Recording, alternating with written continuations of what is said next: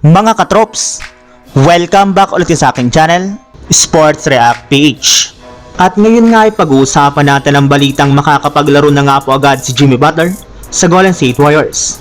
Pag-uusapan na rin nga natin dito sa ating panibagong video, ang balitang pumirman na naman nga po ng bagong player, ang Los Angeles Lakers.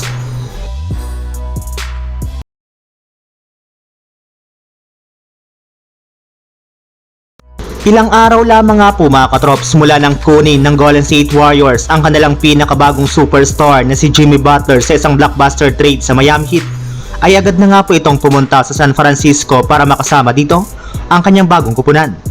Humarap na rin naman nga po ito sa media at inihayag na rin naman nga po ngayon na number 10 na nga po ang kanyang gagamiting jersey number sa Golden State Warriors. Nakausap at nakasama na rin naman nga po nito ang kanyang mga bagong teammate na sina Stephen Curry at Draymond Green. And speaking of Stephen Curry mga katrops, ito na nga po mismo ang nagsigurado sa media na hindi na nga po madadala ni Jimmy Butler sa Golden State Warriors ang dramang nangyari sa Miami Heat. Alam nga po niya na mas committed na nga po ito sa kanilang team, kaya kailangan na lamang nga po nalang bumuo ng chemistry at gamayin ang playstyle ng bawat isa sa kanilang mga darating na laban.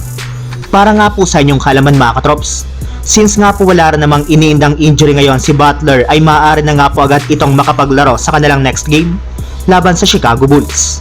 Samantala, punta naman tayo sa ating sunod na pag-uusapan sa balitang pumirman na naman nga po ng bagong player, ang Los Angeles Lakers. Hindi na nga po mga katrops nag-aksaya ang bagong center ng Lakers na si Mark Williams na sumama agad sa kanyang bagong kupunan isang araw lamang mula na maging official ang kanyang trade dito.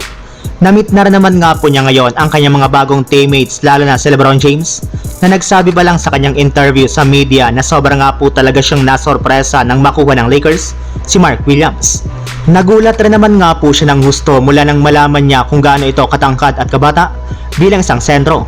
Kaya hindi na nga po talaga siya makapaghintay na makasama ito sa loob ng court at magamay nito ang kanilang mga ginagawang plays. At kasabay nga po mga katrops ng pagsali ni Mark Williams sa Los Angeles Lakers, ay nakapagdesisyon na rin naman nga po ang kanilang front office na papermahin ng two-way contract ang kanilang G-League player na si Jonathan Goodwin matapos nga po nalang i-waive si Armel Traore. Alam naman nga po ninyo mga katrops na nangangailangan nga po ngayon ang Lakers ng isang shooting guard na ipangpapalit nga po nila sa kanilang mga tinanggal na players. So yun lang mga katrops, ang handog kong story ngayong araw. Sana nag-enjoy kayo, please like and subscribe my YouTube channel, Sports React PH, para sa iba pang story at update patungkol sa NBA. Kita-kits muli sa ating susunod na video.